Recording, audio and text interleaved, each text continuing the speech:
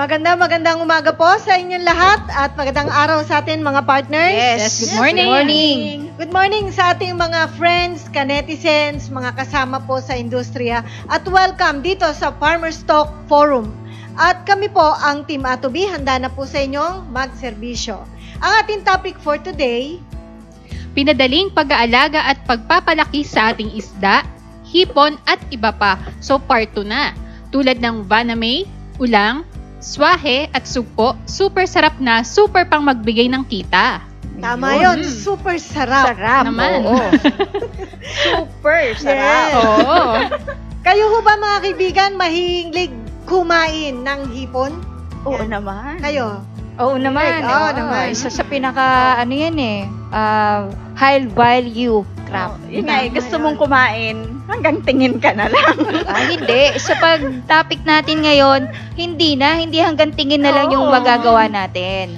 Pwede na po tayo mag-alaga at madali lang mag-alaga. Marami na mga nakatutok ngayon ng mga friends natin mula sa ating mga kasamang Facebook groups. Yes. Kaya nagpapasalamat po kami sa inyo for being interested na manood ngayon. So, asahan po ninyo, marami tayong matututunan sa kabuuan ng ating po namang Farmers Talk Forum. Simulan na natin ngayon. Yun. Ayan. Sige. So, napag-usapan na lang din naman natin ang masarap na hipon. So, unahin na natin dyan yung ulang.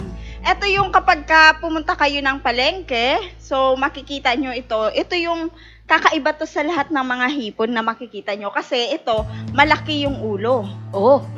Malaki. Malaki na mahaba yung kanyang ulo. Tapos meron siyang dalawang clown sa pangalawang paahan.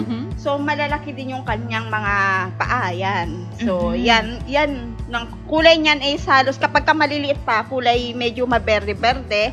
Pero kapag ka medyo lumaki na, yun medyo brown nyo na siya makikita. Ito kasi, itong ulang na ito, ang tawag din nila dito is fresh giant prawn. Kaya nila ito tinawag na giant kasi nga lumalaki ito ng almost 1 roller o 12 inches. Oy, ang haba naman. Yes. Wow. At saka madali mo lang tong alagaan kasi in 4 to 5 months, mapapakinabangan mo na ito, maibebenta mo na ito. Kapag bumili nga kayo, ito ay nasa 350 grams ang isa. Okay. Halos, kung 1 kilo yung bibilhin nyo, so nasa tatlong piraso ang 1 kilo nito. Kaya maganda tong alagaan at maganda din tong gawing panghanap buhay kasi nga mas mabilis ito lumaki at madali nyo lang din maalagaan. Ngayon, sa pag-aalaga ng ulang, syempre, bago tayo bumili ng similya, i-consider muna natin yung paglalagyan natin sa ating mga ulang, sa ating mga similya. So, una dyan, ihahanda muna natin yung pond na paglalagyan natin sa kanila. Sa paghahanda ng pond, usually po, ang taas po ng tubig na nilalagay natin dito is 1.3 to 1.5 meters. So, medyo mataas. So, kaya po ganito yung tubig na nilalagay natin kasi minsan nagkakaroon ng evaporation, lalo na kapag mainit yung panahon, so nababawasan yung ating tubig. At saka yung ating mga ulang is mayroon silang enough space para mayroon silang mapuntahan or malanguyan. So, 1.5 meters. Pero although naman yung ulang is mas mahilig sila dun sa ilalim ng tubig, magstay. So, una muna is water. Sa tubig, i-condition muna natin yung ating pond. So, sa tubig, maglalagay tayo dyan ng for initial, 4 na kutsarang atovi para yung surface ng ating tubig is ma-eliminate yung mga toxic na nandoon. Katulad ng mga, for example, kapag nagawa ka kasi ng pan, may mga chemical pa na nandyan. So, para ma-eliminate natin yon, so maglalagay tayo for initial ng 4 na kutsarang atovi. At para yung mga harmful compounds din is maayos din ng technology. Then after nyan, for initial lang po yun, 4 na kutsara per cubic meter. Then after that, after a week, maglagay kayo ng 1 kutsarang atovi. So makikita nyo in 2 weeks, yung inyong pond is medyo may berde-berde na yan dyan. So, nagsisimula nang magtubo yung lablab doon sa inyong pond. After po na kapag ka na ng pond, isabay mo na habang nag-aayos ka ng pond, isabay mo na yung cultured pond mo. Okay. Itong cultured pond na ito yung pagpapatubuan mo ng mga lablab. Kasi kapag ka mga similya pa lang yan, yung inyong mga fingerlings, hindi pa yan kaya kumain ng mga feeds. So, magpapatubo ka muna ng lablab. So, dito sa cultured pond mo, ang gagawin mo rin, for initial, is lalagyan mo rin ito ng technology. 4 na kutsara sa per cubic meter, for initial po yan. Then, after a week, lagyan mo ulit ng 1 kutsarang atovi. Then, after po nun, is makikita nyo nagigreen na rin yung inyong pan. So, may mga green na yan, may mga lumot-lumot na nakikita kayo dyan. At mas maganda po, yung inyong cultured pan is direct sunlight. Naka-direct sa araw, na sisikatan ng araw para mas mabilis pong magkaroon ng lablab. Then, after po nyan, so, naayos na natin, na-i-condition na natin yung ating pan. Ang next po natin, syempre kailangan natin ng mga aeration dyan. Kailangan natin mabigyan sila ng sapat na oxygen yung ating mga ulang. So, dapat gagawa tayo ng aeration. Ipapakita namin sa inyo yung aeration na kailangan natin gawin doon sa pond natin. Okay, pakita natin. So, sa pag-aalaga natin ng ulang, kailangan natin mabigyan ng aeration yung ating pond or malagyan ng aeration para po magdagdag ng oxygen doon sa ating mga ulang na aalagaan. For example, ito po yung inyong pond. Imagine niyo po, yan yung pond nyo. Ngayon, maglalagay ka po dito ng pump. Yan. Tapos, lalagyan nyo po ito ng tubo. Pa-connect po dito sa inyong pump. Yan. So, ito po yung magagamitin natin pang sanction dito sa ilalim. So, itong tubo na, itong pipe na ito, lalagyan po natin to ng screen, yung dulo. Yan. Lalagyan natin yan ng screen para po kapag may mga dumi ng isda o di naman kaya mga pagkain na naiiwan po na nandito sa tubig is ihigupin po nitong pipe na ito paakyat dito. Tapos dito, maglalagay po tayo dito ng T-connector.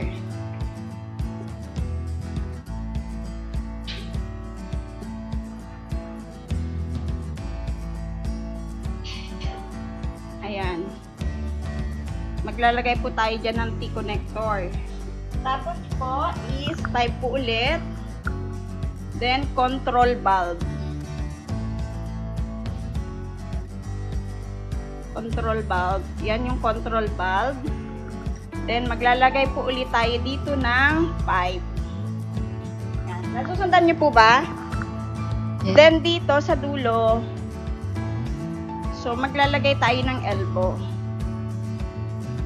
Yan. Itong elbow po na to is diyan naman tayo magkakabit ng ating filter. So ayan na yung filter natin. Itong filter, pwede po kayo maglagay diyan ng mga foam o kaya ay ng mga sako-sako. Then after diyan, magko-connect tayo dito ng pipe. Tapos lalagyan natin ng tubo. Bubutasan po natin sa ilalim yan. Yan tubo na yan. Extension natin. Yan. Yan. So, bale, yung lumalabas na, yan tubo na dinodrawing mo, Cheryl, ay nilalagyan ng butas para may lalabasan ng tubig. Para lumabas yung tubig pababa dito sa pump natin. Oo. So, kapag may tubig na bababa, nagkakaroon ng bubble. Yes. Pag may bubble, so nagkakaroon ng aeration yung ating pond. Yan. Tama yun. Yan. So, yan. Pababa yung tubig na yan. Tapos, dito sa gitna, dito sa T-connector, magko-connect ulit tayo dito. Oh, Lalagyan ulit natin to dito ng tas control isang valve. maikling tubo lang po maikling yan. pipe, Oo. tapos maglalagay Control valve. tayo dito ng control valve. Ayan, parang isda. Yan, lilitan mo lang ang drawing mo Yan. para ano. Yan, Yan. yung control valve na nilalagay po natin dyan, ay after ng control valve, maglalagay ulit tayo dito ng elbow. Oh, isang hose muna na maikli. Isang bago hose na mag maiksi, oo, tapos yan. para elbow. kabitan ng elbow. Elbow. Yan. Parang siko, elbow. Ayan. Yan. Ayan. Ayan. So, ayan, elbow Oo. na yan. Oo. Yan. Oo. Dahan natin. Yan, elbow na yan. So, after po nyan, so, meron na tayong elbow. Yan. Galing. Oo. Tapos, dito sa elbow, maglalagay ka muna dito ng konting pipe ulit. Tapos, bubutasan mo yan dito. Tapos, itong butas na to, lalagyan mo to ng hose, plastic hose. Kahit maiksi lang po, maiksi lang. Ang purpose lang nito is para may hangin na pumasok dito sa ibabaw ng hose, dito kasi may butas yan, open yan. So, may hangin na papasok na itutulak niya naman yung tubig na ito yung pababa. Ito yung pinakaano natin Pang-disturb. Yes. Pang-istorbo para yung mga Precipitate. mga dumi sa ilalim kapag bumagsak itong tubig is tumaas. Oh, Oh. yan ang pambulabog Yes, bale. pambulabog Yes. natin. Tapos pag tumaas yan, syempre, hihigupin naman itong ating sanction, pabalik dito sa pump, pakyat dito sa pump, then ilalabas niya dito sa pipe, dadaan dito, then papunta doon sa filter. So, ang ano po natin, kaya tayo naglagay ng control valve dito sa papuntang filter at saka papunta dito sa ating pang-disturb na pipe is para po mabalance natin yung tubig na lumalabas galing dito sa pump. Yun po. So, ulitin ko po, from dito sa pond na tubig, galing na nakuha natin, so lalagyan natin ng screen yung ating dulo ng ating sanction para yung ating mga dumi-dumi is kaya pa natin to nilagyan ng screen dahil nga yung mga dumi papasok at para yung mga ulang or ano po yung aalagaan natin is hindi po mahigop nitong ating sanction. So, kaya kailangan nating maglagay ng screen. Then, hihigupin yan, aakyat yung tubig dito sa pump, lalabas dito sa ating pipe.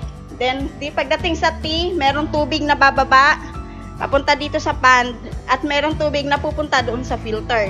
So, itong dito, ibig sabihin, yung bumaba na tubig dito is hindi pa nasala. So, meron pang dumi. Then, pagdating dito sa filter, dito sasalain niya, then may mahuhulog na mga tubig na para maging aeration, magbabubbles po yan, aeration, doon sa ating pan. Then after po nan, is yun, isasak naman ito. Yun po yung cycle ng ating aeration. So, kumbaga, as you go along, ay lilinis na rin po yung laman na tubig doon sa ating tank or pan. Oh, at saka makikita naman nila kung marumi yung tubig nila. Unang-una, doon sa tubig na nasa pan nyo, makikita nyo na medyo malansa na siya. Pag hinawakan mo, slimy na yung inyong tubig at medyo may amoy na rin kayo nakikita. Pangalawa, doon sa filter, kapag tiningnan nyo yung filter nyo, may makikita kayong marami ng dumi. So, ibig sabihin, marumi na yung tubig na nandoon. So, yun po. Okay. Okay. So, basta sisikapin po ng ating Team Matobi na mas madagdagan pa ang inyong kaalaman. Tuloy pa rin tayo, hindi pa po tapos yan. Ano? Yes. Ano ang susunod na gagawin kapag na-set up na yung aerator, may filter na tayo? Okay na po yung pond natin, na kondisyon na natin yung tubig natin, meron na tayong natural food na papagkukunan. Ngayon naman, it's time na bibili na tayo ng ating similya na aalagaan. Usually, kapag kukuha tayo ng similya na ready to grow na, is nasa 3 to 5 cm yung ating mabibili. Ayan. Ipakita ko po sa inyo. Ito yung 3 cm.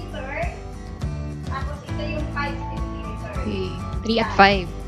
Yan po yung laki ng ating similya na nabibili. Usually kasi, kapag kabibili tayo, pwede naman tayong pumunta doon sa kakilala na natin. Pero kung hindi pa naman natin masyadong kasi yung iba dinideliver naman na lang eh. Pero kung tayo mismo yung pupunta po doon, ang gawin po natin is magdala na tayo ng technology.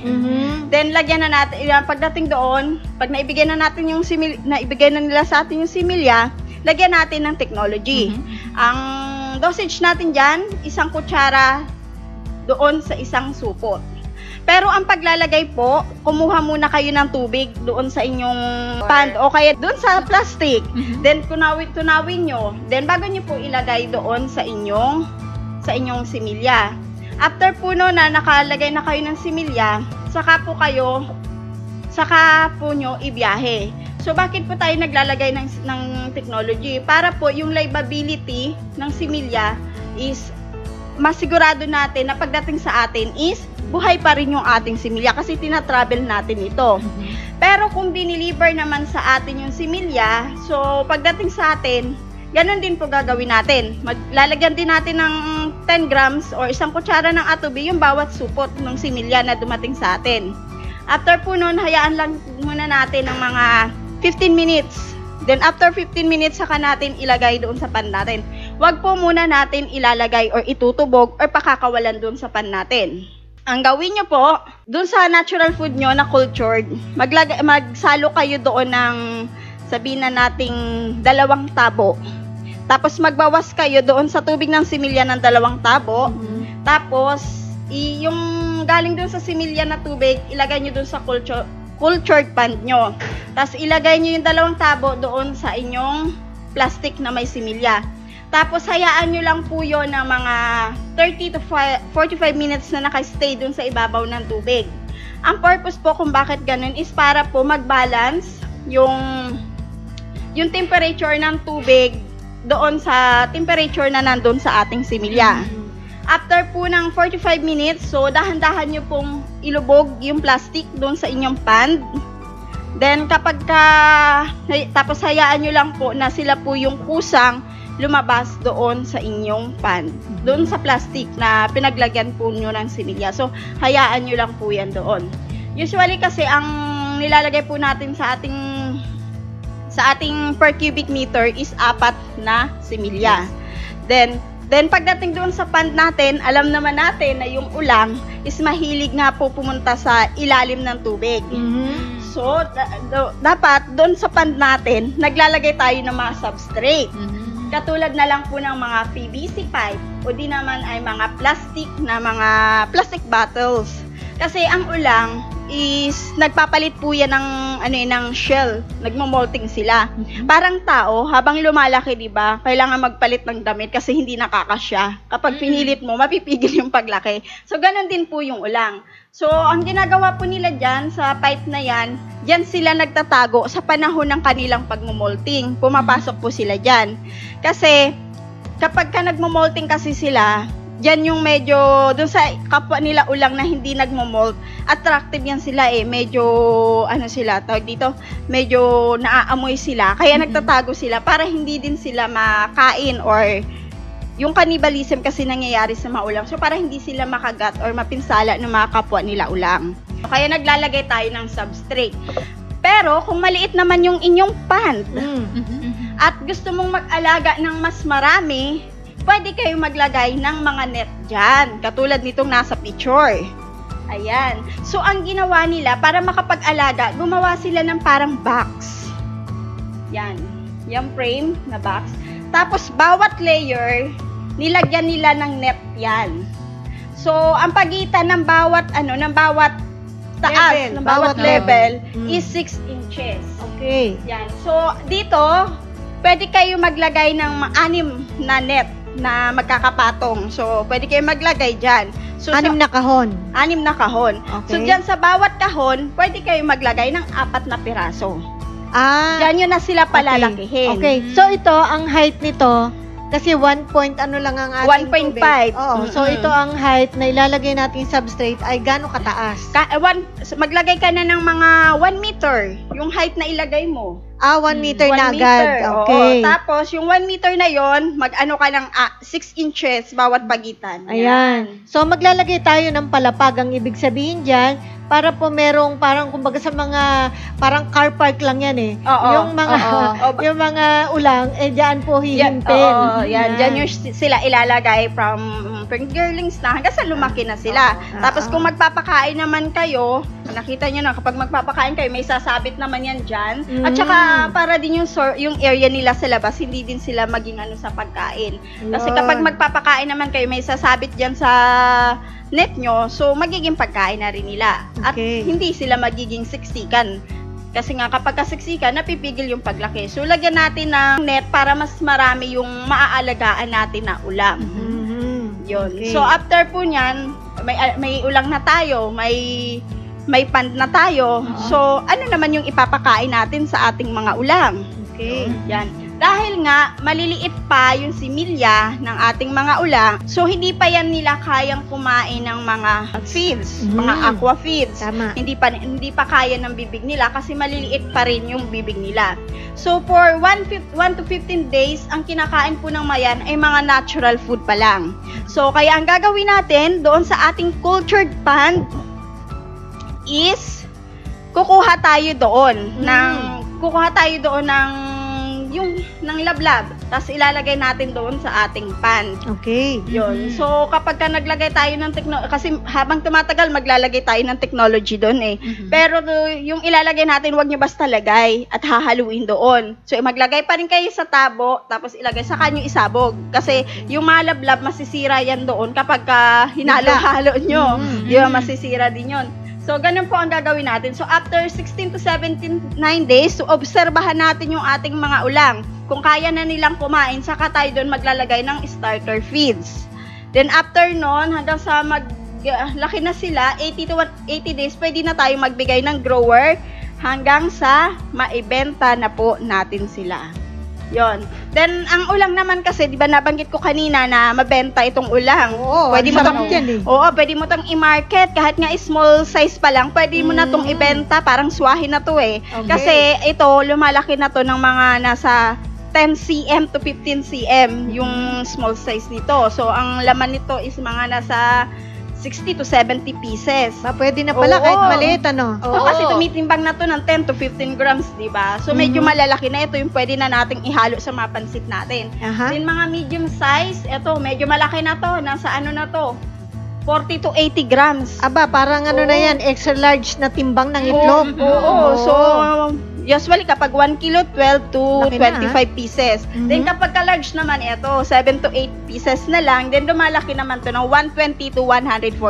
Yang timbang na yan, yung sukat na yan ay for 2 to 3 months nyo pong aalagaan. Oh. What if umabot siya ng 6 months? Oh. Katulad ng nabanggit ko, ang 1 kilo, 3 Ah. piraso. So, umaabot siya ng 350 grams. So, what if ganun po, umabot ng 6 months, di mas malaki po yung inyong magiging benta, mas malalaki yung ulang na makukuha nyo. So, depende siguro sa market nila yan. Oo. Kung ano yung mga customer nila na, yung hinahanap ng customer nila na Yes. size. Oo. At saka maganda kasi dito sa ulang, kahit na kumain ka ng kumain, hindi ka ma-high blood. Kasi low in fat and Yes. low in cholesterol po itong ulang. At madali siyang matunaw sa loob ng ating tiyan kapag kakain natin. Kumain na tayo. Ay, doon na tayo sa yung Madaling all- matunaw eh, di makakarami ako. Oo, yung all- yun yung kagandahan nitong ulang na Yan, to. oo. Ayan. So, napakagandang mag-alaga ng ulang kasi fresh water po ito. Mm-hmm. Ayan. So, madali lang. Hindi na kayo mahirapan na, layo-layo ko sa dagat. Paano ba ako kukuha ng tubig alat? Yes, Diba? oo. So, fresh water, ulang. Now, we go to the next. Yan. Yung susunod natin ipapakilalang hipon. Ito, widely found to sa Indo-Pacific region eh. So, matatagpuan sa Malaysia, sa Vietnam, Papua New Guinea, at including itong ating bansa, Pilipinas. So, sa iba't ibang lugar, ang tinatawag dito is greasy back shrimp o kaya Okay. naman sand shrimp. Aha. Pero dito sa atin sa Pilipinas, mas kilala ito sa tawag na swahe. Ayun. Nako. Oh, So, alam ng nanay ko yan, swahe. Oo. So, Masarap maliliit na hipon lang ito. No? So, yung iba nga nako-confuse kasi basta pag nakita nila maliit na hipon, swahe na yon. Pero yung specific talagang swahe na tinatawag dito sa ating bansa, yun yung may scientific name na Metapeneus ensis. Ayun. So, kasi iba nako-confuse. Yung iba nga akala nila yung Vanamay na maliit, swahe. Oo. Or basta maliit pero ibang species siya actually. Pero ang madidistinguish ninyo itong swahe na to, ang specific description niya, pag nakita nyo ng malapitan is grayish ang kulay at saka may batik-batik na dark brown. So kaya nga sand shrimp kasi may mga spot-spot siya na dark Okay. brown. Tapos ang characteristics nito, strong adaptability kasi kahit saan mo siya alagaan is matibay yung kanilang resistensya. Omnivorous feeding habit, pwede mo siyang pakainin ng mga planktons, pwede rin naman yung mga sa feeds or kaya yung mga animal matter, pwede rin siya. Tapos, mabilis lang magpalaki at high commercial value. Ito kasi nakikita natin sa mga sinasahog sa mga chop suey, yung Uy, makikita natin oo, maliliit na totoo hipon. yan. Tsaka yung sa mga pansit malabon, yung mga, di ba nakapabilog pa nga yan, yun nga yung toppings nga yung unang nauubos dyan kasi Oo. pinipili yung yung swahe. Oo. So yun yun.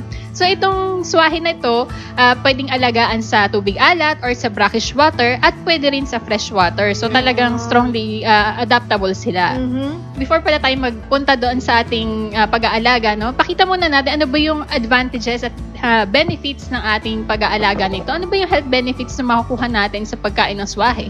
Una, useful food for people who lose weight kasi ang swahe ay mababa sa carbohydrates at mataas sa protein. So, Ayun. kahit marami sila makain, hindi sila manghihina at hindi rin sila tataba. Mhm. So, malaking advantage. That's good for the brain and maintain healthy nerve cells kasi nagko-contain sa ating swahe ng vitamin B12. So, talagang gagawin niyang healthy ang ating mga nerves. Boost immunity and reduces fatigue kasi nagko-contain din siya ng iron. So, good for the blood.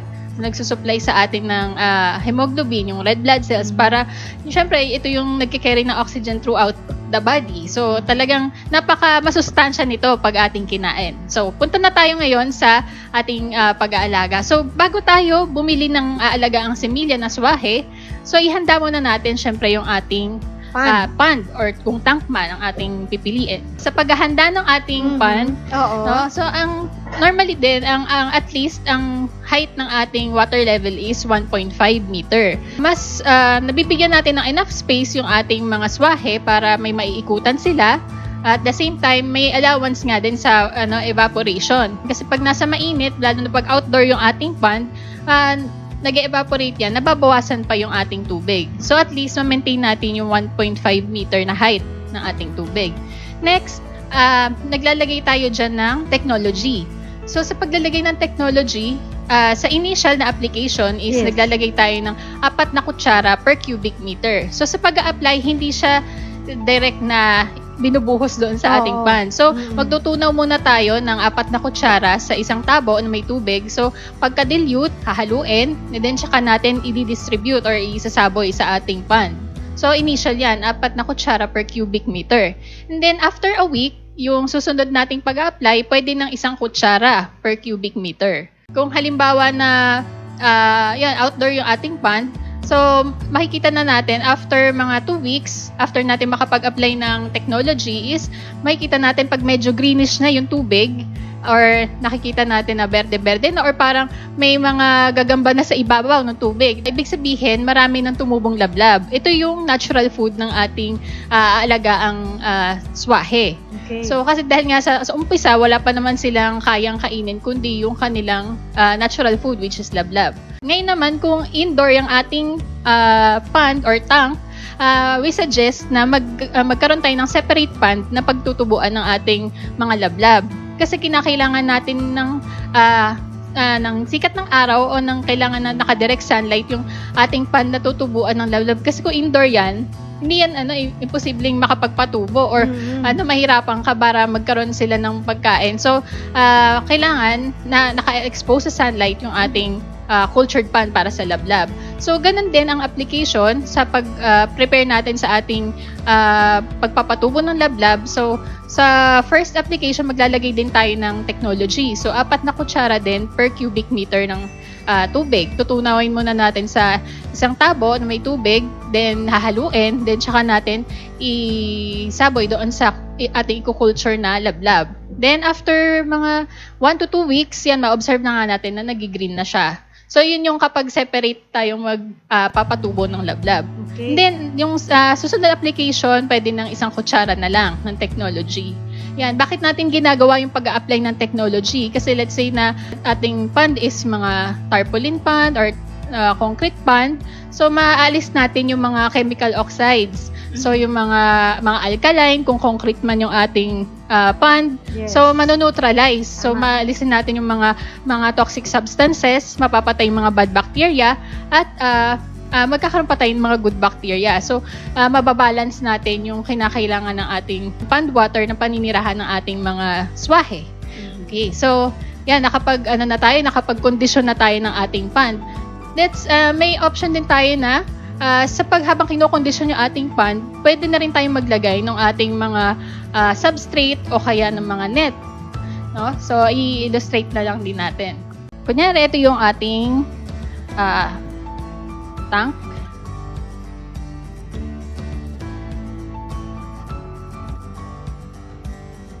Yan. So, habang nakakondisyon na tayo, meron na tayong lablab. So, pwede na natin isabay yung pagpe-prepare natin sa net. Kasi, ang purpose ng paglalagay natin ng net as a substrate, kasi mas mabibigyan natin ng space or mas mamamaximize ng mga swahe yung space nila sa kanilang tank. So, let's say, ito yung ating net. So, may poste dito. Ay, ito yung kunyari ating tubig. So, maglalagay tayo ng net. Dapat hindi lagpas syempre dun sa ating level ng tubig. So, may poste dyan. Tapos, ito yung ating net. May poste rin dito. Then, let's say, mga 4. Okay. Ayan. Galing. Oo. So, may net na dyan. Tapos, dito sa gilid, pwede rin tayong sa side maglagay din ng isa pang net. Dito makikita nyo may space dito. Syempre, para may entrance sila dun sa kanilang papasukang mga layer-layer ng net. Kumbaga butas. Butas. Tapos, yung kaya may net din dito, meron din silang option na pwede rin silang umakyat dito. Oo. So, yung makakagalaw Parang sila. silang nasa dingding. Hindi sila siksikan. At saka pag naglagay tayo ng pagkain, syempre hindi naman lahat mahuhulog sa baba. Meron mapupunta dito or dito sa pangalawang layer. So, meron silang choice na dito kakain. Hindi sila mag-uumpukan lahat sa ilalim. Okay. So, yan, mamamaximize natin yung space ng ating tank. So, nakahanda na yung ating net. So, pwede na tayong maglagay ng ating aerator or aeration. So, sa paglalagay ng aeration, so let's say ito yung ating pump. Then, ito yung ating tubo. Maglalagay tayo ng tubo. Yan, pump. Yan. Pasok natin dito. Yan. Say dito siya. Ito, ang purpose dito, ito yung ating sanction or yung tubo na hihigaw. ayan, tubo na higo. Ayan. Tapos, since ang ating mga alagahang swahe similya pa nga lang, sobrang maliliit pa sila. So, posible na pag humigop yung tubig dito, kasama rin sila mahihigop. Hindi lang yung mga dumi-dumi. So, we suggest na maglagay tayo ng net na parang or screen na parang protection dito para protection sa mga similyang aalagaan natin. Pwedeng pabilog. Ayan, para nakapalobo lang siya, parang cover lang doon sa ating tubo. Mga parang supot. Oo, supot. Yan. Yan. Tapos, yan, para yung screen na to, yung mga butas niyan, yung enough lang para makalusot yung dumi, pero hindi makalusot yung mga similya. So, para hindi sila kasamang mahigop. So, may protection tayo. So, dito yung in natin. Paakyat dito. So, kung may in, syempre dapat may out. So, dito, maglalagay tayo ng T-connector. Ayan. Tapos dito, extend natin yung ating tubo. Tapos, dito ay maglalagay tayo ng control valve.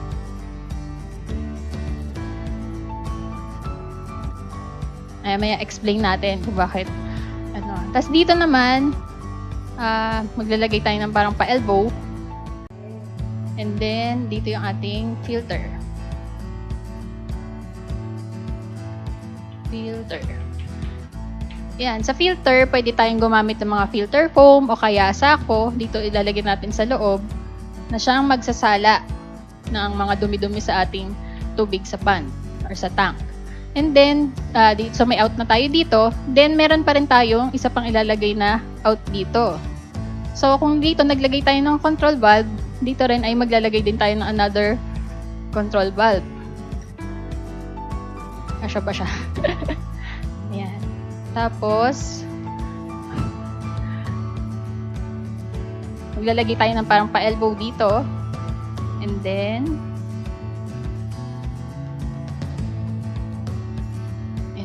mag-extend tayo ng tubo, then papasok ulit papunta sa ating tank. So, ang purpose nito, kaya dalawa yung out. So, isang hihigupin yung tubig dito, paakyat, papunta dito. Yung isa mag-out papunta sa ating filter para masala yung mga dumi-dumi sa ating pan. At isa naman ay pupunta dito. Ito naman yung hindi mapupunta sa filter. So yung tubig na pupunta dito is magsiserve as parang disturbance. So para mag-create siya ng aeration, yan dito pala. Pagdating dito, pwede tayong magbutas dito sa part na to at maglagay ng plastic hose. Ayan. Ang purpose nito is para habang may dumadaloy na tubig dito, merong hangin na magbubuga habang pababa yung ating tubig, meron silang magiging source ng oxygen. So, yan, pagbaba ng tubig, may magbubuga na may pressure ng hangin papasok at siyang magdi-disturb dito sa ating tubig sa ilalim. Na kapag nabulabog dito, kasi syempre dito may mga precipitate dyan or mga dumi-dumi ng ating lagang swahe at kung ano man yung mga dumi sa ating tank. Tapos ngayon naman, pag na-disturb na siya, ito naman, hihigupin naman nitong ating sanction. So, ganun, magsacycle lang siya. Paakyat dito, then out, merong mapupunta sa filter, yung ibang tubig dito mapupunta para mag-disturb sa ating tubig. So, dito, kaya tayo naglagay ng control valve para ma-regulate natin yung pressure ng tubig. Kasi, kung halimbawa dito yung nilakasan natin, pwedeng humina dito sa part na to. Pag ito naman yung nilakasan natin or binuksan natin, ito naman yung hihina. So, check and balance lang. So, para kung ano yung kinakailangan na kondisyon ng ating tubig. So, para dito sa setup na to, ma-maintain natin yung magandang quality ng ating tubig sa pan. And dito sa filter na to, yung iba naglalagay din ng another extension na tubo na may mga butas. Kasi syempre, pagkasala ng tubig, may babagsakan yung tubig. And kung may mga butas dito, yan, babagsak siya na parang fountain. Ayan, tapos siya magkikreate din ng bubbles dito sa ating tubig na siyang dagdag din sa oxygen at aeration sa ating pan. So, ayan. So, meron na tayong net na substrate or ma-maximize natin yung space at tapos meron pa tayong aeration. So, masisiguro natin na buhay yung ating mga aalagaang similya ng swahe. Okay. Yun. Ayan. Maganda-ganda ang drawing yan. Parang... So, yun ang pan. Yes, yun ang pan. So, kung naka-ready na yung ating pan, so, pwede na tayong bumili ng ating alagaang similya ng swahe. Yeah. So, saan ba tayo makakakuha ng similya ng swahe? Siyempre, dun sa ating mga reputable na mga hatcheries, kagaya ng Sifdec, tas meron din namang mga private hatcheries na actually kahit sa online, pwede nyong i-search. So, meron mga nagbebenta ng mga post-larvae o mga PL ng swahe. So, ang ideal na pwede ninyong pagsimula na alagaan is yung mga PL15 or post-larvae 15, mga ano lang yan, 1 centimeter. Ang sobrang liit lang yan kasi talagang as in maliit lang din talaga yung swahe pagka nag-alaga kayo. So, yun, mga PL15 or PL20. So, 1 centimeter or 1 to 1.5 centimeter. Okay. Tapos, syempre sa paghahanda ng ating similya, let's say na ito ay i-deliver sa ating farm. No? So, ang ina-advise namin, pag-deliver ng ating, kunyari, nakasupot na mga similya or yung mga PL na swahe, lalagyan din muna natin siya ng technology doon sa plastic. Huwag muna natin siya idediretso sa ating pan. So, maglalagay muna tayo ng isang kutsara ng Atovi doon sa plastic at hayaan muna natin mag-settle for mga 15 minutes. No, hayaan muna natin. Then after 15 minutes, that's the time na pwede na natin siyang dahan-dahang ipwesto doon sa ating pond. Huwag muna nating ilulubog or papakawalan yung similya. So dahan-dahan muna nating ipapasok doon sa tubig at hayaan nating makapasok yung tubig na galing sa ating pond papunta doon sa supot. And then, ang purpose nun is para ma-acclimatize yung ating mga similya, mag-adapt sila doon sa temperature ng ating pond at doon sa kanilang pinanggalingan. So, mag-balance. So, hindi masa-stress yung ating mga similya. I-settle muna natin yung kanilang, habang pinapasok yung tubig galing sa ating pond, mga 30 to 45 minutes. So, pwede na yon. Or, pag na-feel naman ng mga similya na, kaya na nila mag-adapt kung saan na silang kumakawala So, yung ibang ginagawa dyan, basta yung pagkabukas ng supot, yung nirorolyo lang yung palibot ng supot para meron na silang space para kapag kumawala na sila. So yun, settle natin for 30 to 45 minutes. Pwede na siyang pakawalan. So yan, meron na tayong similya. So ilan ba yung kaya nating ilagay or alagaan? Depende yan sa capacity ng ating tank. Basta ang ating stocking density is 150 to 300 pieces per cubic meter. Kasi actually maliliit lang to eh. Yung iba kaya na kasing makapag-harvest kahit mga 2 inches pa lang yung ating mga Swahe. mga swahe. So, kaya niya talaga i-maximize. Tapos given yung ating pinakitang pond, mas makakagalaw pa sila kasi may mga net layers eh. So, hindi sila basta magsisiksikan sa isang lugar, makakagala sila. So, pwede pa tayong magdagdag. Plus, meron pa tayong technology, mas matibay sila, mas tolerant sila dun sa kanilang environment kahit marami sila.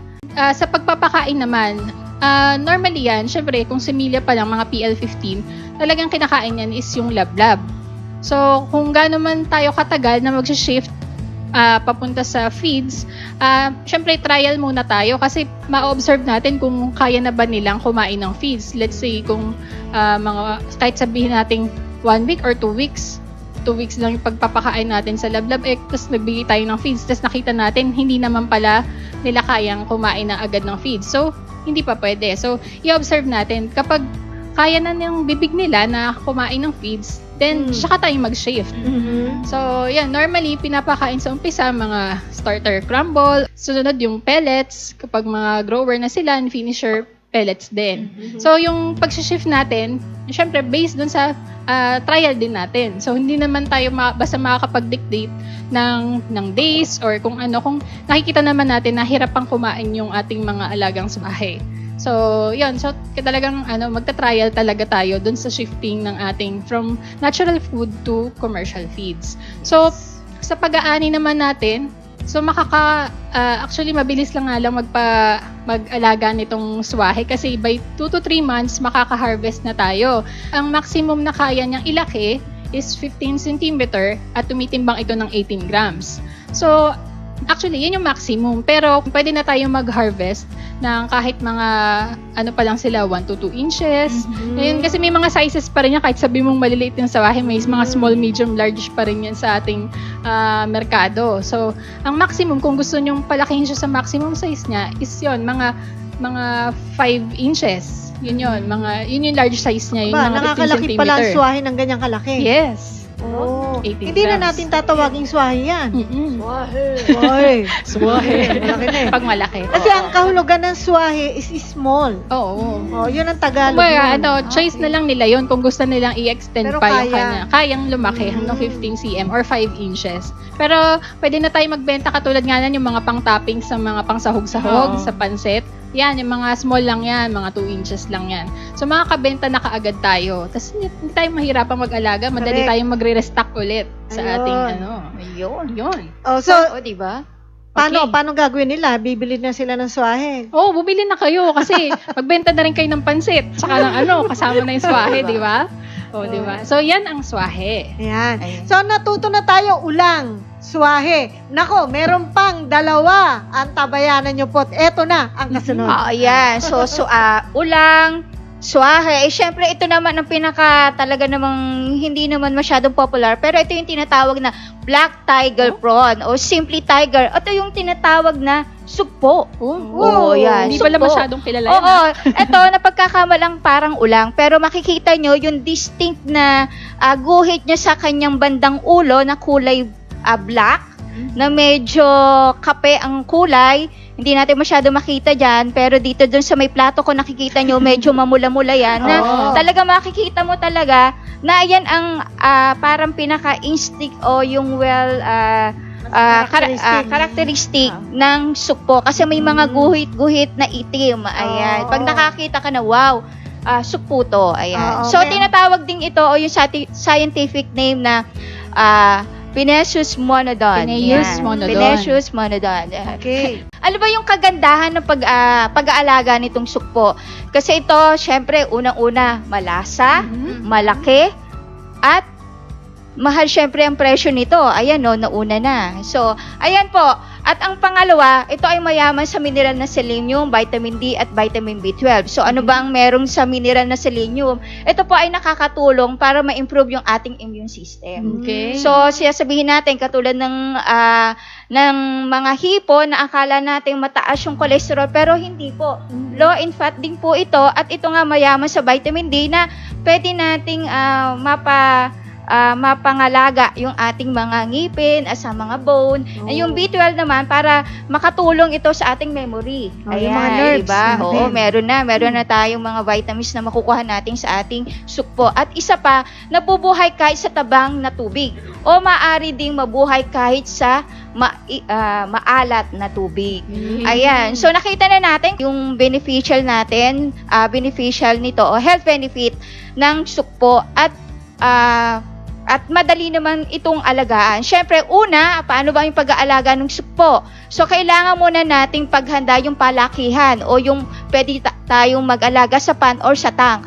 Kung sa pan naman po tayo mag-aalaga, siyempre, uunahin natin yung pag-preparation ng pan. So, kailangan natin makakreate ng, siyempre, yung kakainin nila, pauna, yung lablab. So, ang preparation natin, nasa inyo po yan kung paano nyo i-prepare. Pero, sinasuggest po natin kung 1 hectare ang ating aalagaan para mas madaling mag-growth yung lablab, maglagay po tayo ng 4 na kilo ng technology sa 1 hektar. Pero kung ang pan naman natin is kung pan lang, maliit lang, ang nilalagay po natin 4 na kutsara kada square meter. Yun po yung ating ilalagay para mas madaling mag-grow yung lablab. Pero kung indoor po tayo, para magkaroon ng lablab, syempre, pag concrete naman, hindi gaano yan naglalablab. So, kumuha tayo ng isang area sa labas na talagang direct sunlight, at iyon po ulit yung ating magiging dosage doon na 4 na kutsara na technology kada square meter. So, once na yan po ay meron ng lablab, pwede na po tayong bumili ng similya. So, ano ba yung magandang quality ng similya na dapat nating tandaan? Ayan po. So, ito isa sa mga muna natin, isang tip para doon sa magkaroon ng magandang similya o malusog. So, dapat pahalang na lumalangoy at hindi pataas na parang sisinghap-singhap. Pahalang. Pahalang, yung parang umaayon doon sa agos. So, bawat gumaganon yung tubig, gumaganon din siya. Umaayon siya. Go with the flow siya. Yes. So, number 2, tuwid ang katawan, halos pare-pareho ang laki, nakakalangoy sa taliwas ng daloy ng tubig. Kapag ang tubig na Tubig sa palanggana ng kanilang paglalagyan ay hinalo at tumugod, nabawa, pumalakpak ka. Oo. So, ang ibig sabihin, ayan makikita natin sa picture yung tumatalon-talon sila. At ito yung pinakamagandang, yung stage ng sukpo para mas maganda yung ating pag-aalaga, yung P80 na size, yan ang magandang natin. PL80. Oo. At naaaninag ang tiyan, ito yung puno ng pagkain. So, pag bumili po tayo ng ating mga similya sa labas, titingnan po, yan po yung isang sa mga quality na dapat nating tandaan na healthy yung similya na ating kukunin o aalagaan. So, okay na yung ating pan. Meron po tayong stock density. 20 to 60 square meter ang kailangan po nating stock density doon sa ating mga sukpo. Siyempre, yung pakain po natin, mamaya po natin yan sasabihin muna dahil doon sa pan natin. So, kailangan muna nating ano ba yung illustration na dapat nating tandaan ulit sa ating, kung indoor po yung ating paglalagyan ng ating sukpo. So, una po dyan, syempre yung illustration na ulit natin para mas maintindihan po natin ulit yung ating aeration kasi sa sukpo po, kailangan po kasi maganda yung DO, yung dissolved oxygen na ibinibigay natin doon sa kwalidad ng ating tubig na pag-aalagaan. Una muna po, kung indoor po tayo, so ito po yung pan natin. Lagyan muna po natin yan kasi pag tiger prawn, ang sukpo kasi mas gusto nila yan sa ilalim. Ayan po. So, kung concrete pan, yung iba naglalagay niya ng, bawa ito ay lambat. Bakit? Ba't nilalagyan natin ng lambat yan? Kasi isa yan sa kung kulang yung ating mga lablab, yung mga lambat na yan, pwede nating pagtubuan ng mga lablab na extra food ng mga sukpo. Ayan po, lalagyan natin yan. Ito, So, parang nakahang sila. Oo, kawayan. Ito, yan yung nilalagyan natin na lambat. Okay. Pwede natin po lagyan. At isa pa rin yan, isa sa mga substrate na pwede ng pagtaguan kasi ng sukpo. Mas gusto kasi nila, nangingilalim kasi ang sukpo, mas gusto nila yan na doon sila sa ilalim dito. O pwede rin din sa gitna. So, kung may mga medyo matagalan na yung mga lambat na yan, meron niyang kahit konti na mga lablab o yung mga natural food ng sukpo. So, okay na yan. Nakaset na yung ating concrete pan o yung pan o kung indoor ang ating pag-aalagaan. So, kailangan yung maganda, syempre yung aeration. Ang aeration kasi para produce tayo ng maraming DO o yung dissolved oxygen. So, una mo dyan, ito yung meron tayong pump. Yung water pump. Yun nga. Tapos, ito naman, pwede nating ilagay dito yung tubo. Magbubutas ka nga lang. So, kumbaga kung gusto nyo lang maiba, kung pwede naman po yan, pwede naman i-direct. Yung sa akin, pwede naman po dito. Kasi, kung nandito po yan, andito yung ating tubig. Ito ay nasa 1.5 meter na water. Tapos po yan, meron tayong tubo dito. Tapos ito po, yan, lalagyan po natin yan ng screen.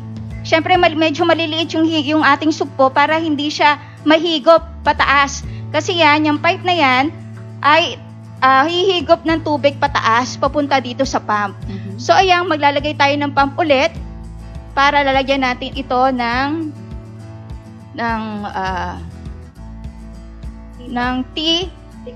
T-connector. Ayan. Para dito naman to, ng pipe na to, ay para ito yung pambulabog na sinasabi. Na para yung mga precipitate dito, yung kung ano man yung hindi nakain ng mga sukpo, pupunta po dito. Ayan, dyan naman po. Para mahigop nito yung ibang tubig dito. At iyan po yung T-connector na to. Ayan, may pipe ulit. Ito namang maglalagay tayo ng control valve. Ayan. Maglalagay ulit tayo ng pipe para sa filter. Ayan. Ito yung filter na to. Pwede rin tayong gumamit ng lambat. Para sasabihin natin laging sako, pwede naman po yung maiba naman, pwede tayo gumamit ng lambat. Pag-combine nyo yung sako at lambat kasi mas madali siyang linisin. Tapos siya, meron po ditong filter, meron po din ulit tayong tubo dyan. Ayan, may tubo po dyan. Tapos yan, maglagay kayo ulit ng yung i-extend natin to. Yun. Ayan. Medyo lumaki na yung Oo, alagaan mo, lumaki na, di ba? Ayan. Kasi Expansion medyo pa. malaki ang lalagyan mo dito para may mga ano kanyang butas para yung mga na-filter na tubig, yung lalabas sa tubig po dyan, malinaw na yan. Ayan. Yan yung malinaw na tubig. At the same time, magkakaroon ng aeration dito. Depende po yan sa inyo kung ilan yung lalagyan nyo dyan. Ito naman tong tubo na to, pwede nyo po yung gamitin pipe or pwedeng kung marami kong kawayan, pwedeng kawayan din nyo ilagay o kaya yung mga use na container na kulay blue, pwede nyo po yung gamitin o yung malalaking timba, pwede po nyo yan. Tapos, butasan nyo na lang yan. So, nasa inyo na po yan. So, ayan po, napakadali po. So, meron tayong panghigop, bababa yung tubig, sasalain, pupunta po dito, i-filter. So, lumalabas na ito, yung malilinis na tubig. Okay. So, ayan, hindi yan basta malinis na tubig, nagkakaroon yung production ng DO. Oo. Dissolved Ayan. oxygen. So, dissolved oxygen. So, depende po yan sa size na gagamitin nyo at kung ilan yung sugpo na aalagaan nyo. Pwede Ayan. rin sila siguro maglagay ng ng control Oh, valve yan. yes. Oo. Dito, Para yung may pressure. may lagyan talaga natin dito ng Control valve. control valve. Asa ito, control valve. Yun nga, dahil kung lagi natin titignan yung balance na paglabas ng tubig dito at saka dito. Mhm. Kasi kung hindi balance yan, maaring lumigwak o mag-overflow yung Correct. tubig. Tapos, itong mga naan dito, mga sugpo, kung ano man naan meron tayo dyan, is mabubulabog, baka Wala na. mahilo sila. Kumbaga ibabalance po natin yan. So, nasa inyo na po yan kung paano nyo babalansihin yung mga control valve na ito. So, ganun lang po kadali din yung ating mga principle kung paano gumawa ng aeration. Ayan. Okay. Ayan po. So, yung illustration na yan, diyan po nakasalalay din kasi nga yung sa pagkain, kung alam maganda yung aeration natin, matatansya po natin kung ilan yung ating ibibigay na pakain sa kanila. Siyempre, mga maliliit pa po yan, hindi pa sila kumakain ng talagang malalaki. So, kung meron na po tayong lablab na nakahanda, so ilalagay lang po natin kung indoor po yung ating palakihan para sa sugpo. Yun, iko-control lang po natin. Pwede naman kayo alternate na feeds kasi po sa merkado ngayon, marami na po tayong mabibiling mga monodon feeds na tinatawag. Maaani po natin yung ating mga sugpo between 3 hanggang 4 na buwan. Pwede nating anihin, depende po sa size na gusto natin o i-market. Kaya nito tumimba ng 70 to 120 grams. So, halos pareho ng sugpo, ng ulang ang sugpo, pero kung depende kasi may mga kanya-kanyang species o variety. So, yung dito po sa Pilipinas, yung inaalagaan dito, yung pangkaraniwan lang ng mga hanggang 70 grams. Okay. Yan yung medyo ang presyo natin dyan, yung mga 450 to 550 pesos per kilo. Ayan. Ganun po, kadali lang yung ating dapat tandaan sa pag-aalaga ng sugpo. Ayan. Okay. So, natapos na tayo sa sugpo. O, diba? Ito naman po ang susunod, papakilala namin sa inyong hipon ay yung sikat na sikat at isa ring high value aquatic species commodity sa ating bansa. Mhm. Ito po ang Banamay. Ayan. Sa nakikita nyo po, yung Banamay, ang tawag dyan ay Pacific White Shrimp. Kung tawagin ng iba ay White Leg Shrimp. Ang katangian po nito na distinct, sabi nga, para dun sa iba pang mga hipon, para makilala nyo pag napunta kayo sa palengke, ay meron po itong translucent na katawan. Ayan. So, tagus-tagusan, parang ilaw, ho. At meron din itong putian na paa. Ayan. So, kaya po tinawag siyang white leg shrimp. Ang atin po namang Banamay, pag pinalaki mo talaga ng todo niyan, hanggang 9 inches, naka-record po yan na kaya niyang ihaba. So, nakikita nyo po, 9 inches, 9 na pulgada. Lagpas pa po sa isang dangkal yan, nakatulad naming maliit lang na kamay. Okay? So, yan po ang Banamay. Ngayon, marami pong nag-aalaga ng Banamay kasi unang-una sa lahat, maganda po ang presyo niyan. Okay? So, yung presyo niyan, kagabi, nagpunta ako sa palengke, ang presyo na nakita ko is 300 to 400 pesos per kilo. Pero sabi ng mga tindera, kapag ganitong papaharap na tayo sa holiday season, ay umaabot sila ng 600 to 700 pesos ang isang kilo. So, yan po ang Banamay. So, kaya marami nag-aalaga kasi maganda presyo, hindi ba? So, bukod pa sa masarap at super linamnam, di ba? Masarap yan. Anyway, ang isa pang dahilan kaya sila nag-aalaga is kasi madali lang. Kahit may tubig tabang ka lang na magagamit, pwede na. Yes. Dati kasi ito ay puro sa brackish water lang tsaka alat. Pero ngayon, natuklasan nila at iba't ibang bansa rin, katulad ng Brazil, ay puro sa fresh water na rin. So dito sa ating bansa, nag-aalaga po tayo niyan dahil sa pwede na ito sa tubig tabang. Kalatagan, Batangas, marami po nag-aalaga dyan. Bukod dyan, ay madali lang itong palakihin. Believe it or not, 2 months to 3 months, pwede na tayo mag-harvest. Oo. So, ganun po kabilis yan, kaya marami nag-aalaga. Isa pang dahilan ay dahil sa pantay-pantay na po ang laki niyan. Hindi na kayo kailangan mag-sizing. So, kapag nag-harvest ka, kahit partial o hindi, ay pantay-pantay ang sukat. Isa pa pong dahilan kaya yan ay marami ang nag-aalaga is matibay po yan sa pabago-bagong temperatura, malamig man o mainit. Madali siyang mag-adjust. And another thing is, yung ibang karaniwang sakit na tumatama sa mga hipon, hindi po siya gaanong naapektuhan. Yes. Yan po ang kagandahan ng Banamay.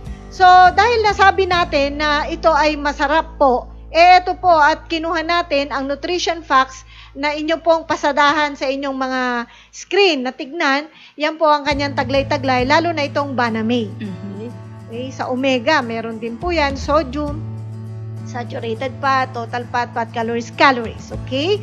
So, ayan po, nakita ninyo, masustansya na, masarap pa, Yes. maganda pang pagkakitaan. Ba't hindi ka mag-aalaga ng Banamay, di ba?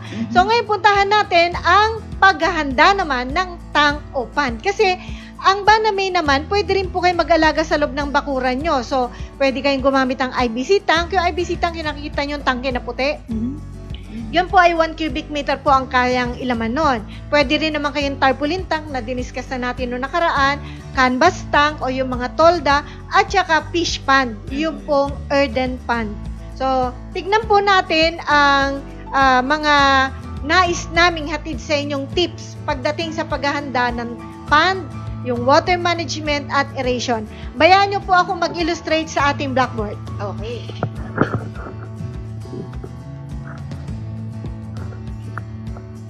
Okay po. Karaniwan po talaga sa ating mga alaga ay meron pong mga nagiging problema. Isa na dyan, syempre, kakapusan ng dissolved oxygen. Kapag kinapos ng dissolved oxygen ang alaga ninyo, in 3 minutes, patay yan. So, hindi natin papayag ang mangyari yon. Anong gagawin natin? Kailangan tayong magbigay ng gentle, loving, tender care sa ating mga alaga. Sipin natin kung paano sila makakaiwas na kapusin ng hininga.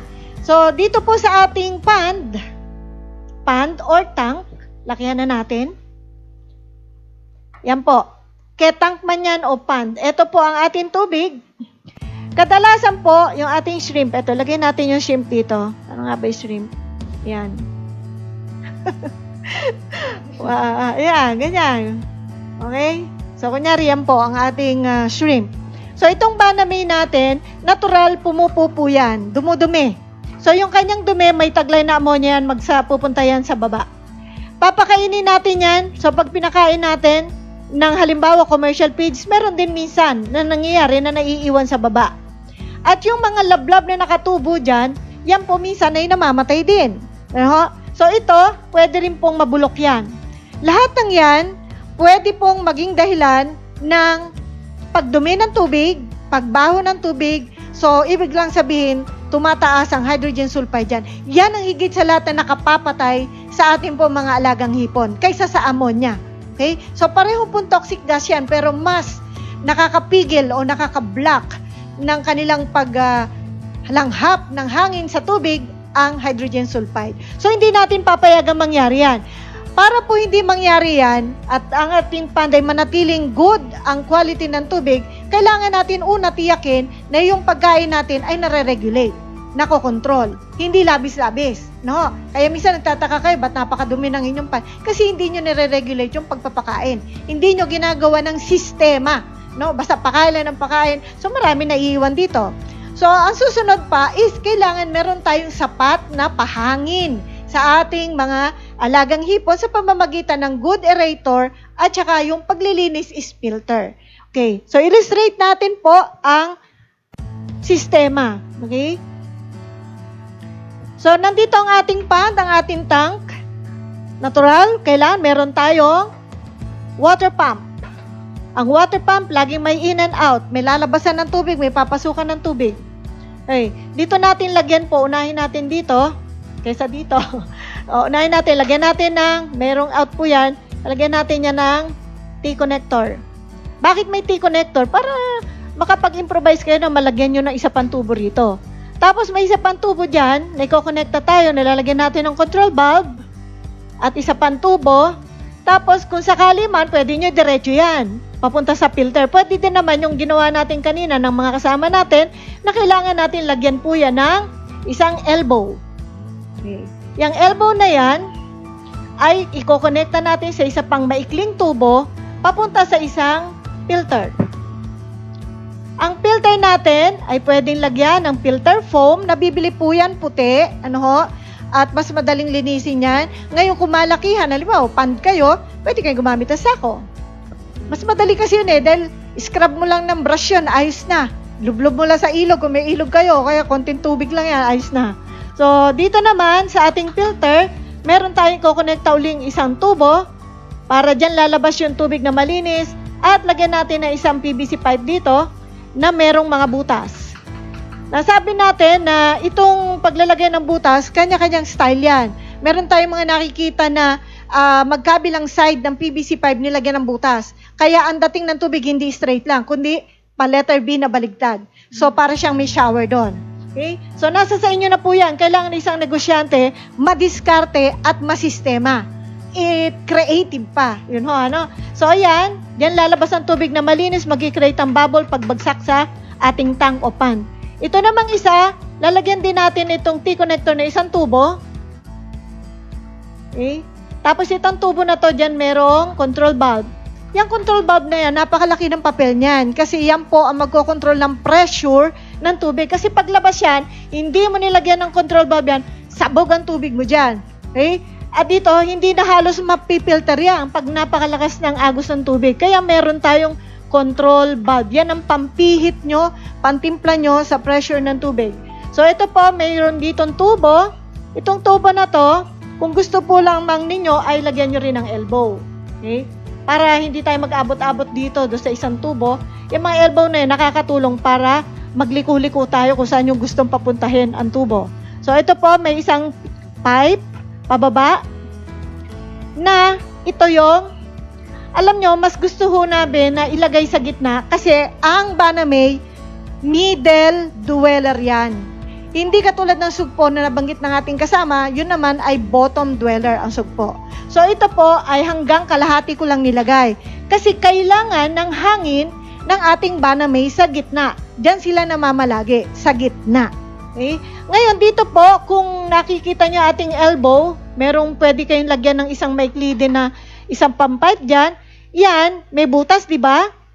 Yung po mga sinabi na ating kasamaan, isang version yon. May isa pang version. Kasi yung butas na sinabi nila, tama yan. Dahil dyan, yung hangin sa labas papasok para i-push to. Ngayon, kung sakali naman, kasi kailangan mag-try-try kayo dyan eh. Makita ninyo, paandarin nyo, tapos tignan nyo kung saan may problema, ayusin nyo.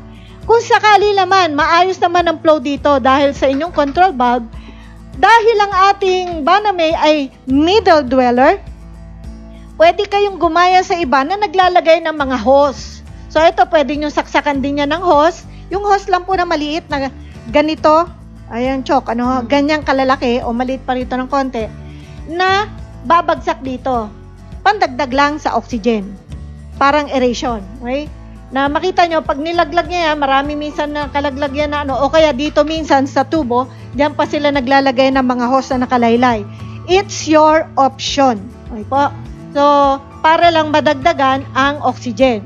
Ngayon, dito naman sa kabilang side ng ating water pump, ay meron pong isang pipe, tapos dugtungan nyo ng isang elbow, okay, na papasok dito, diyan sa baba siya tutuloy. Okay. Anong purpose niyan? Dahil nga sa ang ating Banamay, konti lang naman po niyan eh, pero ang madalas na nagiging problema dyan, yung namamatay na algae, at saka nabubulok, at saka yung kanilang excess speed na napupunta dito. So yung mga precipitate sa mga sediments, ay kailangan masipsip yan. Otherwise, mapopollute ang tubig nyo. That's hydrogen sulfide and ammonia. So ito po, sisipsipin niya ang tubig dito kasama ang dumi. Ngayon, nangyayari po minsan, ang Banamay kasi, just like any other na mga hipon, ay nagmumolt. So ang Banamay, during yung kanyang early na paglaki, yung mga, sabi na natin mga juvenile period, yan yung mga first month to 1.5 months, nagmumolt yan. So yung kanyang mga exoskeleton na tinatawag o yung pinaka-shell niya, natatanggal. So, dagdag din niya na basura dito. Ngayon, ang ibang ginagawa dyan, inaano na lang, ito, siphon. Pwede naman yon yung siphon. Okay? Yung iba naman ho, hinahayaan na lamang. Total, meron naman tayong technology na nilalagay dyan, ano po? So, kung sakaling ganito ang setup ninyo, at meron pa kayo bang in-improvise dyan, okay lang yan. Basta nakikita nyo, in the long run, kapag umikot na ang tubig, umakyat dito, sinala dito, bumagsak ang malinis sa tubig, at yung ibang tubig dito na marumi ay nakapag-disturb dito, in the long run, so, sabi nga, as you go along, lilinaw na ang tubig na yan. Lilinis na yan, magiging safe. Diyan nakasalalay ang buhay ng inyong Banamay. Kasi ang maruming tubig, ang polluted na tubig, yan po ay nagdudulot ng stress sa ating alaga na pwedeng pagmulan ng pagkakasakit at pagkamatay. So make sure na ito po, kaya lagi namin pinapaliwanag sa inyo, is importante ang hangin, importante ang malinis na tubig. So yan po ang ating sistema, ganyan lang iikot yan, papasok, palabas, may malinis dito, may marumi, pero sa katagalan, malilinis na po yan. Sana po, medyo malinaw po sa atin ang paliwanag na yan. Ngayon po, yun namang ating nilalagay na technology dito, ay kung yan po ay 1 hektarya, pagpalayo na natin, pond kayo no? Yung mga nanonood sa atin ngayon, pond, sasabihin nyo, hindi naman ako tank. So kapag pond po, sa unang paglalagay natin ng technology na nakakatulong para ayusin po ang quality ng tubig, ay 4 na kilo per hectare. And the succeeding week is 1 kilo. Ngayon mag-oobserba pa rin kayo. Sabi nga, ang lahat ay dinadaan sa actual. So pag nakita ninyong may problema, that's the time na pwedeng mag-troubleshoot uli ang ating technology. Ngayon kung hindi naman, pagbasihan nyo ang kilos ng ating shrimp. Okay po? Ngayon po doon naman sa mga tank, kailangan natin dyan ng 4 tablespoon per cubic meter. Okay. Nakita nyo po, papaliwanag lang natin tong isa. Yan. Ito po ay 1 cubic meter. Pag sinabi po natin 1 cubic meter, volume yan. Ibig sabihin yung laman. 1 meter pataas, 1 meter pahaba, tas yan ang lapad 1 meter. Yan po, yan ating tubig dyan, ay sapat na po dyan na maglaman ng semilya na maabot sa 200 to 400. Ngayon, kaya natin nabanggit po ito kasi kailangan po malaman natin na yung kinakarga natin, tama na yung pond water mo tama aeration mo, maganda ang dissolved oxygen, pero mali ka naman sa stocking density, mamamatay din yan. So ito po is, medyo ano na yan, ano ba to? Conservative na po yan. So kailangan talaga mag-actual kayo. Okay, so ating inihandang pond, kailangan po nating makita. Ayan. Kailan po nating makita na umaandar siya na maayos yung ating aerator, yung ating filter, and then, kapag nilagyan nyo na po ng technology na nasabi natin, mag-oobserba kayo kasi kung direct sunlight yan, mabilis tumubo yan. Sa karanasan na ating mga kaibigan na meron pong pond, ay tumutubo yan ng 5 to 7 days, yung mga lablab, and then makikita na nila agad na nagberde po ang tubig. Ayan, pakita nga natin to. Ayan. Ayan ho. So, turo natin. Ayan. So, ito nagberde na. Pag tumubo na po ang mga lablab, nagberde na, meron na ring zooplankton. Yan yung mga small animals na naninirahan sa tubig na sinasabi natin minsan na parang may mga gagamba dyan. Yan po kasi, umaangat sa ibabaw yan, surface water. At ito, medyo aninag nyo lang, nilagay ko lang dyan, para lang i-illustrate sa inyo na merong mga zooplankton, merong phytoplankton. Pag ganyan na po ang sistema, nakikita nyo sa inyong pond, pwedeng-pwede na po kayong bumili ng semilya. Meron na silang natural food kasi yan ang kinakain ng ating mga alagang hipon. Okay. Sa pagbili ng semilya naman, puntahan na natin yan. Saan ka ba bibili ng semilya? Laging tanong yan Actually, yan, oo. isang linggo nang tinatanong yan, hindi pa tayo nagdi-discuss dito. Ngayon, kung ba na may ang pag-uusapan, at siguro isama na natin iba pang mga semilya, una po sa lahat, itry nyo, pumunta kayo sa internet, puntahan nyo ang BIPAR online. Meron po kayo daw makakausap kung saan makakabili. Pangalawa, kung hindi nyo makontak yan, mag-internet uli kayo, itype nyo lang po doon, list of registered hatcheries in the Philippines. Recognized ng DA, tsaka BIPAR, meron din po yan. isa pa, pangatlong sistema, diskarte, ano po, pumunta kayo sa mga Facebook group na nag-aalaga po ng iba't ibang hipon, pati isda, dahil merong ilaga din sila minsan hipon. Yes. So, doon kayo makipag-inquire, makapag-mingle, makipag-member, wala pong masama yan dahil sa ikaunlad ng industriya, kailangan magsama-sama tayo. Opo. So, ang hindi lang makahanap ng similya, medyo kulang pa ng diskarte, dagdagan pa. Mhm. No?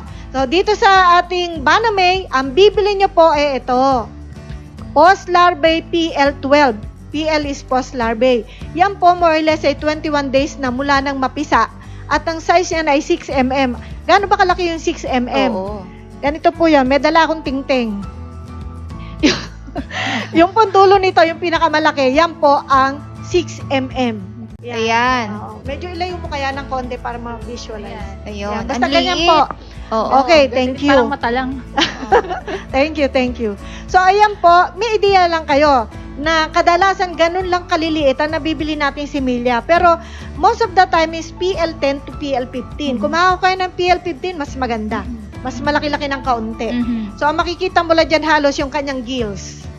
No, yung itim-itim. Okay? So, Banamay po uli, paano natin gagawin na paghahanda sa similya? Kung naihanda na natin ang pond, ang tubig, ang DO, sa similya, ang paghahanda, kung kayo'y merong pagkakataong makapunta sa hatchery, ano ho, kasi madaling araw yan, kung malapit lang sa inyo, o kaya hating gabi, ay magdala na agad kayo ng technology. At palagyan nyo na agad yung supot. Tiyakin nyo yung tubig sa pond, yun ang nilagay nila doon sa supot. Kasi kadalasan, minsan ginagano lang na hose ng tubig eh. No? So, mag-request kayo yung tubig sa pan para mas, kumbaga, komportable siya pag binyahe. And then, lagyan nyo ng technology. Ilan ang technology yung lalagay natin, mga classmates? Isang kutsara. Isang kutsara sa isang supot. Ayun po, pag nalagay nyo na yan, huwag nyo naman masyadong hiluhin yung isda. Basta ilagay nyo lang, pahalo nyo lang ng bagyang-bagya at isara na yan. Kung kayo naman walang pagkakataong pumunta sa hatchery, pagdating po ng supot ng ating mga similya ng Banamay sa farm, hayaan nyo mo lang sa truck, sabihin nyo, o sa tricycle, huwag nyo muna ibaba. Palagyan nyo doon ng technology. Okay po. Isa pa ang pagkakataon, halimbawa lang po tayo, emergency lahat no? Nakalimutan yung magdala no? ng technology doon sa hatchery. At nakakalimutan nyo ring lagyan habang naka-steady do sa tricycle yung inyong mga supot, ikakarga na ng tauhan nyo. Anong gagawin ninyo?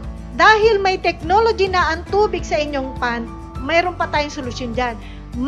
Magagawa pa po natin unti-unti na maikondisyon yung ating mga similya.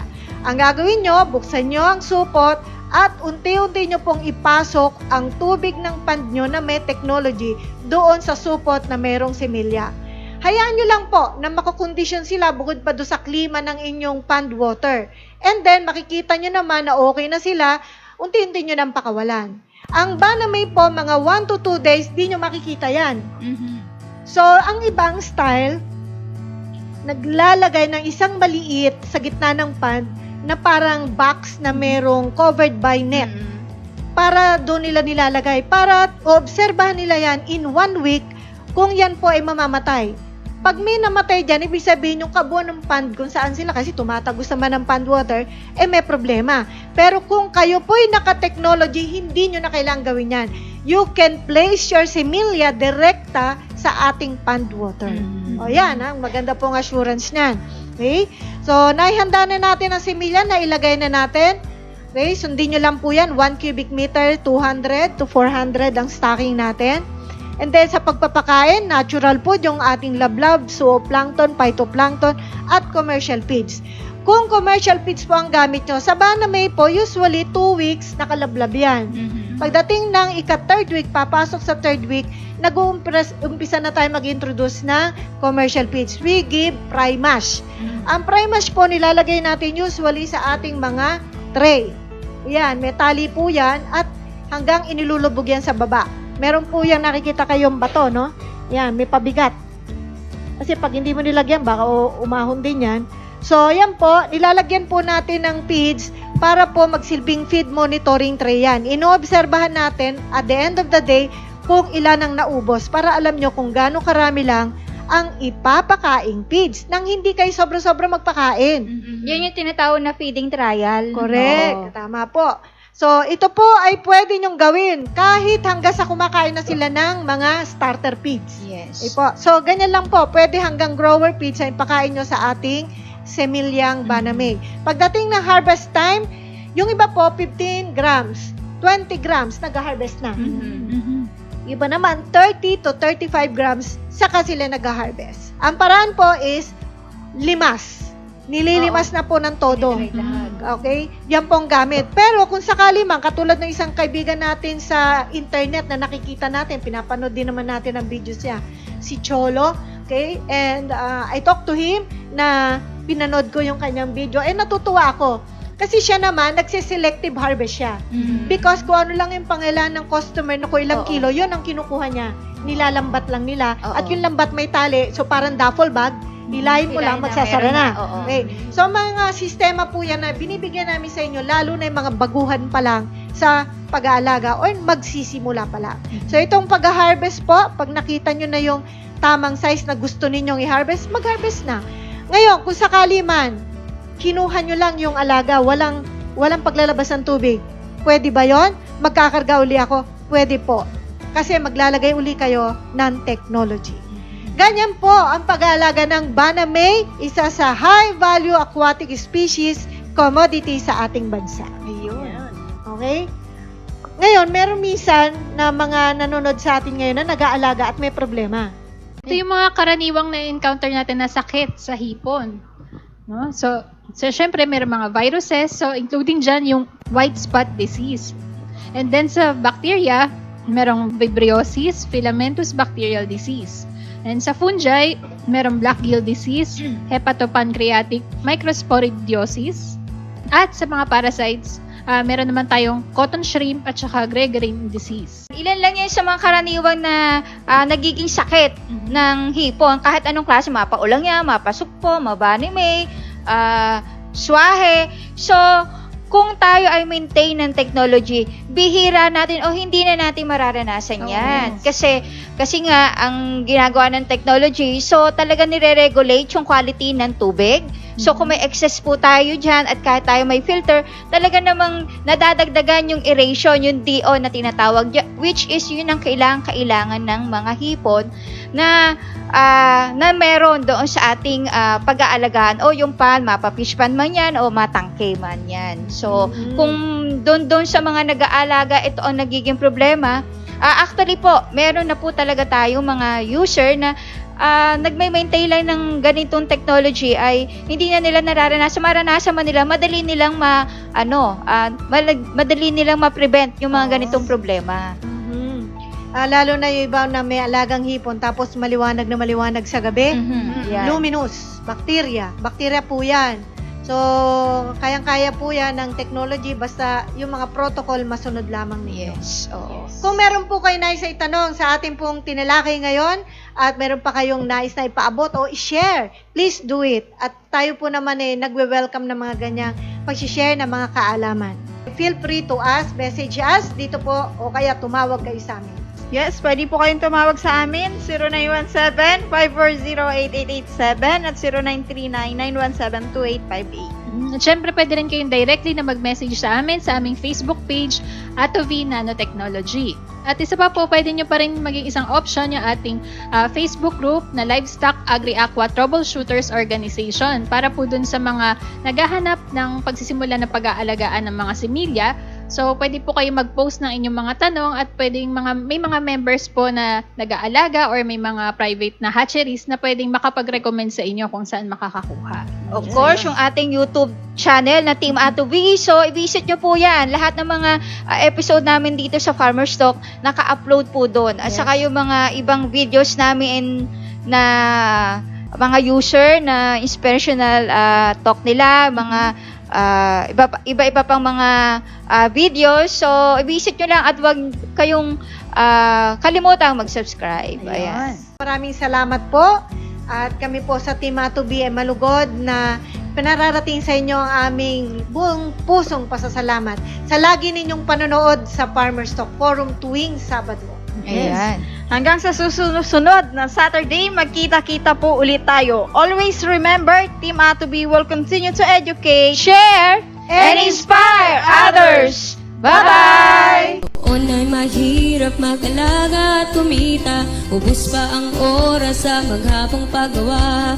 Alagang hayop at pananim, pilit na pinararami kahit madalas malugi. Kunwari ayos lang. Ang masaklap ng pare ko sa buhay na ito, hindi na nga kumikita, ibig pang ipasara. Kami mabaho raw, maingay at malangaw, sumbong ng kapitbahay na nagtungo sa barangay.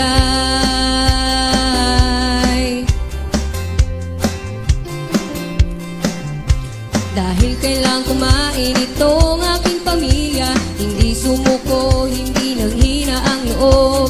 Determinadong ituloy, nasimulang kabuhayan, humanap ng solusyon, siguradong mayroon.